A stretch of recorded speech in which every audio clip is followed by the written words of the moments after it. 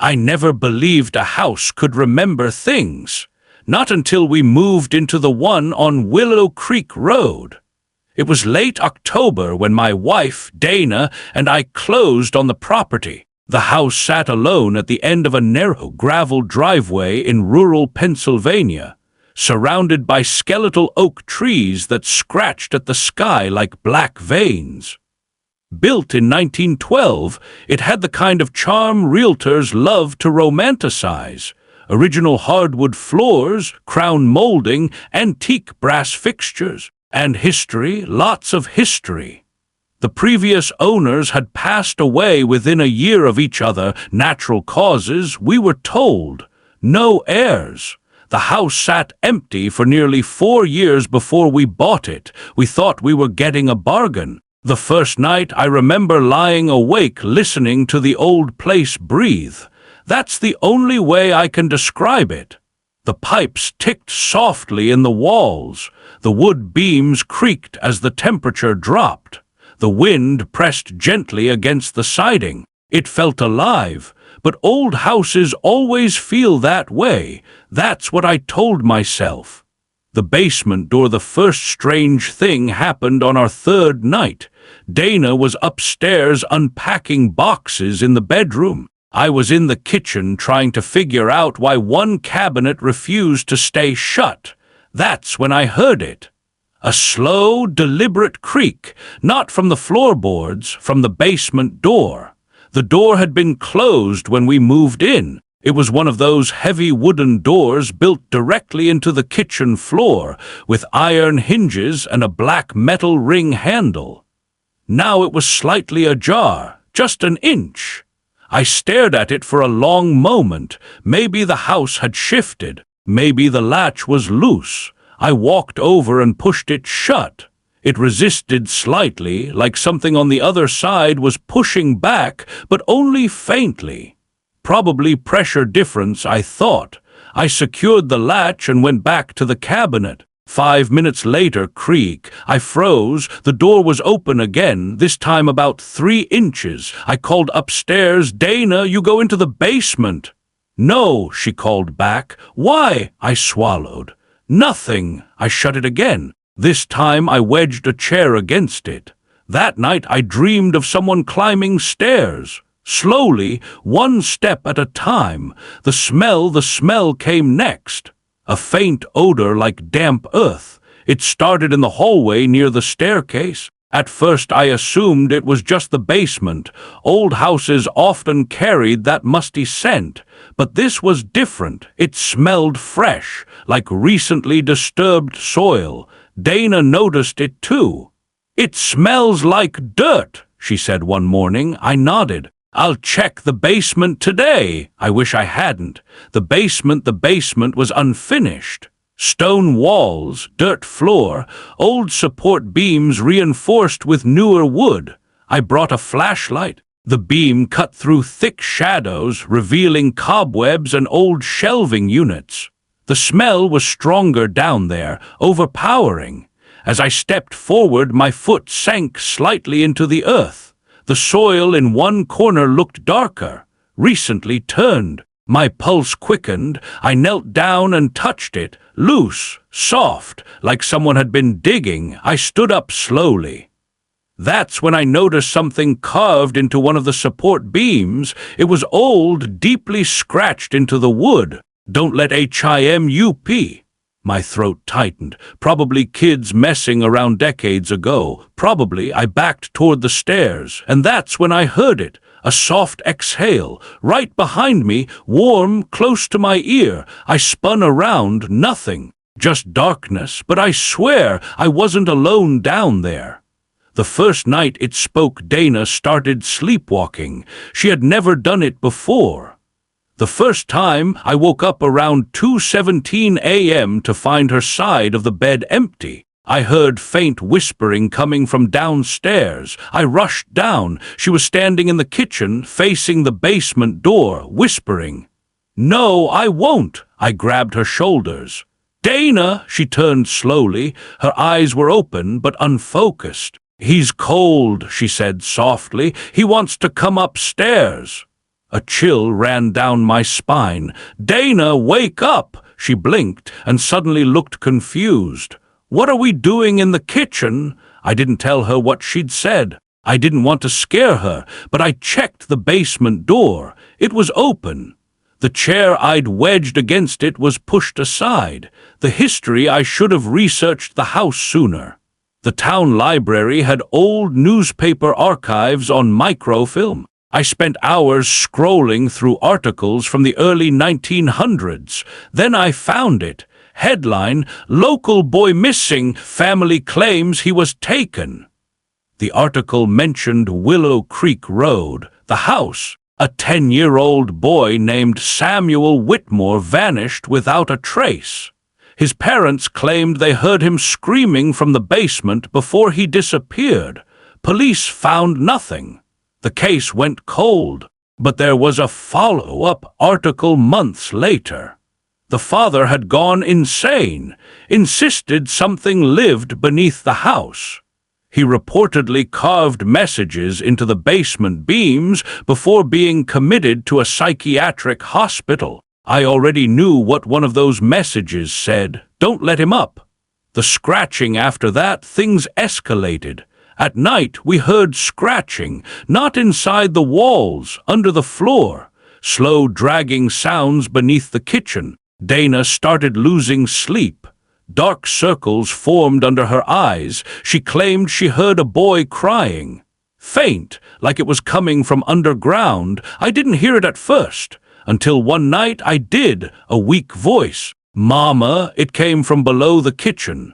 Dana clutched my arm. "You hear that, right?" I nodded slowly. It sounded desperate, lonely, trapped. Every instinct in me screamed to open the basement door, to help. But something else, something deeper, told me not to. The dream that night, I dreamed I was standing in the basement. The dirt floor was gone, replaced by a deep black hole. From the darkness, small fingers gripped the edge.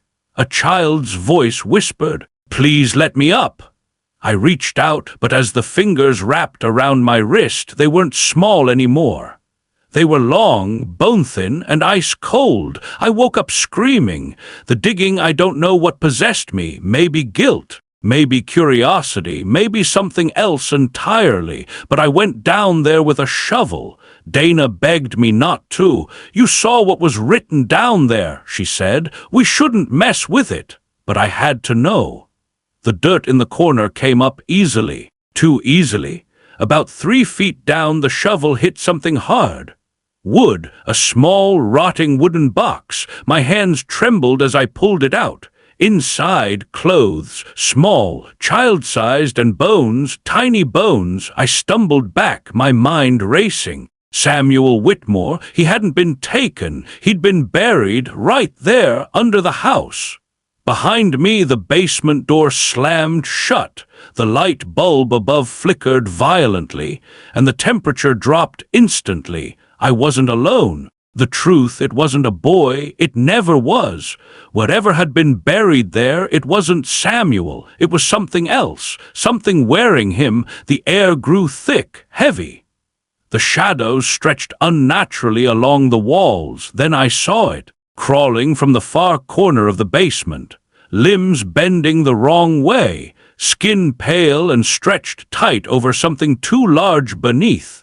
Its head tilted at an impossible angle, and its face almost like a child's, but not quite right. The smile was too wide, the eyes too deep. It opened its mouth, and in a small boy's voice it said, "Thank you for digging." I ran. I don't remember unlocking the basement door. I don't remember climbing the stairs. I just remember Dana screaming upstairs. When I reached the kitchen, she was standing over the open basement door, smiling, her eyes dark, unblinking. "He's not cold anymore," she said. Then she stepped aside. The darkness from below stretched outward, like smoke, like shadow, climbing the walls, reaching for the ceiling, for us. The fire, I don't remember deciding. I just did it. I grabbed the gasoline can from the shed, poured it through the kitchen. down the basement stairs. Dana stood there, watching, still smiling. "He just wants a home," she whispered. I struck the match. For a split second I saw the thing behind her, tall, unfolding, like it had been pretending to be small, its limbs brushing the ceiling, its mouth opening impossibly wide. The match fell, flames erupted instantly. The house screamed. I swear to God it screamed, not wood cracking, not beams collapsing. A voice, deep, anguished, rage-filled. Dana snapped out of it as smoke filled the room. I dragged her outside. The fire consumed everything. The roof collapsed inward, and the basement caved in on itself, burying whatever had been trying to come up. Aftermath authorities ruled it an electrical fire. We never told them about the bones, or the carving, or the thing in the basement. Dana doesn't remember what happened. She doesn't remember sleepwalking or speaking. Sometimes, though, she wakes up in the middle of the night, whispering something softly over and over. "He's still down there." The house on Willow Creek Road was reduced to ash, but every few weeks we get letters, no return address, just a child's handwriting on the envelope. Inside, one sentence, every time: "Why did you leave me?" When we bought the house in Vermont, everyone congratulated us. "It has character," the realtor said. That was the word people used when they meant old. Built in 1898, the house stood at the edge of a dying mill town. Most homes on the street had been renovated, painted bright and modern. Ours hadn't. It was tall, narrow, 3 stories with steep roofing and 2 small attic windows that looked like eyes. I noticed those windows the first time we toured the place. They felt aware. "My name is Michael Carter. I'm 46 years old. My wife, Lauren, and I moved there with our 14-year-old daughter, Ellie, after I accepted a remote IT position. We wanted quiet, space, a slower life. We got the space and something else." The locked attic, the attic door, was located at the end of the second-floor hallway. It had a heavy brass lock on it. Previous owner kept storage up there, the realtor explained. "You'll get the key at closing." We did. But the first night in the house, before we had even unpacked fully, Ellie asked a strange question at dinner. "Why were you walking around upstairs earlier?" Lauren frowned. "We weren't." "In the attic," Ellie said casually. "I heard footsteps." I forced a smile. "Probably the house settling." Ellie didn't look convinced. "That night around 1:30 a.m. I heard it too. Slow pacing, directly above our bedroom ceiling, back and forth, measured steps. I lay still, listening carefully. The attic was locked. I had the only key. I told myself it was raccoons. Old homes attract animals. Still, I got up. I checked the hallway. The attic door was closed, locked. But as I stood there, staring at it, a single thud hit from the other side, like someone had dropped something heavy on the floor. I didn't open it, not that night.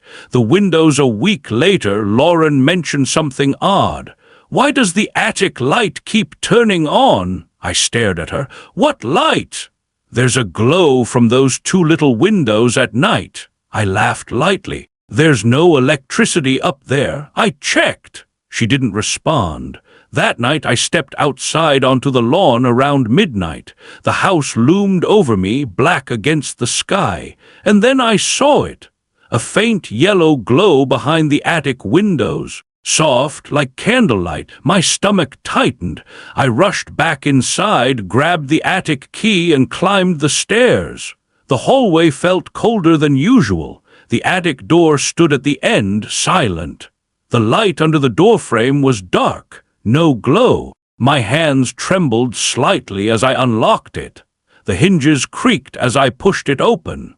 Pitch black, no light, no windows illuminated from inside, just dusty beams and stacked old furniture covered in sheets. I stepped inside and pulled the chain for the single bulb hanging from the ceiling. Nothing, no power, so where was the glow coming from? The photograph 3 days later, Ellie found something. She was filming a short video for school in the hallway when she stopped suddenly. "Dad," she called, "come here." She rewound her phone footage. In the background, over her shoulder, you could see the attic windows through the hallway window at the end. And in one of those attic windows, a silhouette, tall, standing still. Watching, I felt my pulse spike. "That's probably just reflection," I said quickly. Ellie zoomed in. The figure wasn't a reflection. It was inside, behind the glass, and it looked too tall for the slanted attic ceiling. Lauren grabbed my arm. "Michael!" I didn't wait. I ran upstairs again, unlocked the attic, threw the door open. Nothing, just dust, silence, stillness. But the air felt disturbed, like someone had just left. The neighbor, I decided to talk to someone who might know the house better. Our neighbor, Mr. Halpern, had lived across the street for over 30 years. When I casually mentioned the attic, his expression shifted. "You didn't open that up, did you?" he asked quietly. "It's just storage." He stared at the house for a long moment. "The Whitlock family lived there before the last owner," he said slowly. "Had a son, quiet kid. Name was Thomas. What happened to him? He stopped going to school one day. Parents said he was sick. And no one ever saw him again." A cold chill slid down my spine. "What are you implying?" Mr. Halpern lowered his voice. "People used to say they saw someone in the attic window at night, after the family moved away." I swallowed. "When did they move?" "About 20 years ago." The scratching, it started subtle. A scratching sound inside the walls, then inside the ceiling. Then directly above Ellie's bedroom. She stopped sleeping well. "I feel like someone's standing over me at night," she whispered one morning. Lauren insisted we call an electrician to check wiring in the attic. The electrician came, unlocked the attic, and stepped inside. He was up there less than 2 minutes. He came down pale. "There's no wiring up there," he said, "but you've got footprints." "What? Fresh footprints in the dust, bare feet, small." I felt the room tilt. "We haven't been up there except me." He shook his head. "They're recent." The voice that night, we all heard it, a boy's voice, soft, coming through the vents. "Can I come down?" Lauren clutched my arm. Ellie froze on the couch. The voice came again. "I don't like it up here." The attic door rattled violently. The brass handle twisted back and forth, but I had locked it. "I'm cold," the voice whispered. Ellie burst into tears. "Make it stop." Then a hard slam hit the attic door from the inside. The walls shook. Dust drifted from the ceiling. And suddenly, silence, dead silence. The truth in the attic, I couldn't take it anymore. The next morning, while Lauren took Ellie to school, I grabbed a crowbar and went upstairs. I unlocked the attic one final time. The air inside was icy. The dust on the floor was disturbed. Footprints circled the center beam. Small, child-sized, leading to the far wall. I followed them. There, behind an old wardrobe, I noticed something strange. The wall paneling looked newer. I pulled the wardrobe aside and pried at the wood. The panel came loose. Behind it, a narrow crawlspace. And inside, bones, small, curled, like someone had been stuffed inside. My breath left my body. There were scraps of fabric. A child's shoe, and carved into the inside of the wooden panel. He wouldn't let me leave. Suddenly, the attic door slammed shut behind me. The bulb flickered on, though there was no power. The temperature dropped violently, and I heard breathing right behind me. Slow, wet. I turned. A shape stood near the entrance, too tall, head bent sideways, limbs slightly too long, its face a boy's but stretched, smiling too wide. "You opened it," it said, its voice echoed unnaturally. "He locked me up here. I couldn't move. He said I was bad." Its neck cracked slowly as it tilted. "But I'm not bad anymore." It took one step forward. The floorboards groaned. "I just want to be part of your family." Its arm extended, longer than it should have been, fingers twitching. "You have a daughter." My blood ran cold. "No," it smiled wider. "I like her room." Rage replaced fear. I grabbed the crowbar and swung wildly. It shrieked not like a child, like something tearing metal. The attic walls began vibrating. The windows shattered outward. The glow from the windows intensified. The thing lunged, and then the floor gave way. The old beams cracked beneath its weight. The creature fell backward into the crawlspace cavity, and the entire wall collapsed inward. Dust and wood exploded into the air. When the shaking stopped, the attic was still, silent. The crawlspace buried under debris. The glow from the windows gone. Aftermath: we moved out 2 weeks later. We didn't tell anyone why. The house was listed again. Charming historic home with unique attic space. A month after we left, Ellie showed me something on her phone. A photo taken by a new family touring the house. Posted online. In the background, through the attic window, a silhouette, watching. When my brother and I inherited the house, we almost laughed. Neither of us had known our great-aunt Margaret very well. She lived alone in upstate New York in a farmhouse that looked like it hadn't changed since the 1940s. When the lawyer handed us the keys, he said something strange. She insisted the house never be left vacant. I thought it was just an old woman's superstition. I was wrong. The rules taped inside the front door was a yellowed sheet of paper in shaky handwriting. House rules: never leave the back door unlocked after sunset. Do not cover the mirrors. If you hear knocking from inside the walls, ignore it. Keep at least one light on at night. The house must never be empty. My brother Aaron laughed. She was paranoid. I forced a smile, but something about the list made my skin crawl, especially rule number 5. First night we decided to stay a week to clean the place before selling it. The house was old in a heavy way. The kind of old where the air felt thick, the floorboards dipped in places, the wallpaper peeled like shedding skin. That first night we kept a lamp on in the living room. Around 2 a.m. I woke up to the sound of a door creaking. Slowly, I assumed Aaron had gone to the bathroom. Then I heard it again, closer, right outside my bedroom. I stepped into the hallway, empty, but the air felt disturbed, like someone had just walked past me. The mirrors: the farmhouse had an unusual number of mirrors. Hallway mirror, dining room mirror. A tall antique mirror at the base of the stairs. I noticed something the second day. In the tall staircase mirror, the reflection of the hallway looked slightly darker than it should have. Subtle, but wrong.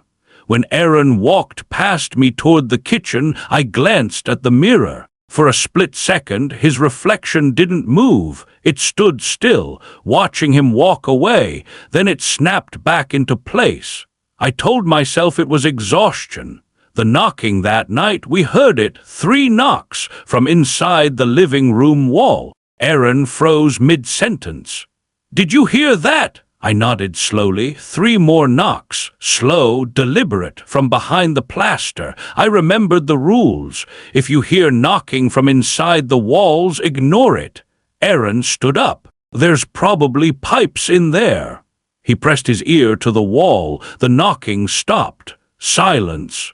Then 3 knocks right behind his head. He jumped back. We didn't investigate further. The empty house on the fourth day, Aaron had to drive back to the city for work paperwork. "I'll be back tomorrow night," he said. I didn't like the idea of staying alone, but I didn't want to sound ridiculous. "Yeah, I'll be fine." He left around 3 p.m. The house felt different the moment his car disappeared down the dirt road. Quieter, heavier. By sunset, the silence felt suffocating. I locked the back door, turned on 2 lamps, and tried to distract myself with TV. At 9:17 p.m., the power went out. Total darkness swallowed the house. My heart started pounding. Rule number 4, keep at least 1 light on at night. I scrambled for my phone flashlight. The beam shook in my hand. Then, from upstairs, a door slammed. Hard. I hadn't been upstairs all evening. Slow footsteps crossed the ceiling above me, but I was alone. I was supposed to be alone. The reflection, I hurried toward the staircase. Halfway up, I caught sight of the tall mirror. My flashlight beam hit it, and I froze.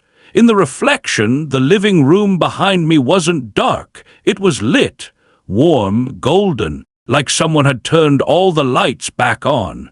And standing in the reflected doorway was a figure. Tall, thin, head slightly tilted, watching me. But when I turned around, the real living room was still pitch black. When I looked back at the mirror, the figure was closer. My breath caught. It smiled and tapped the inside of the glass. 3 slow knocks. I stumbled backward. The mirror cracked down the center, and the reflection went dark.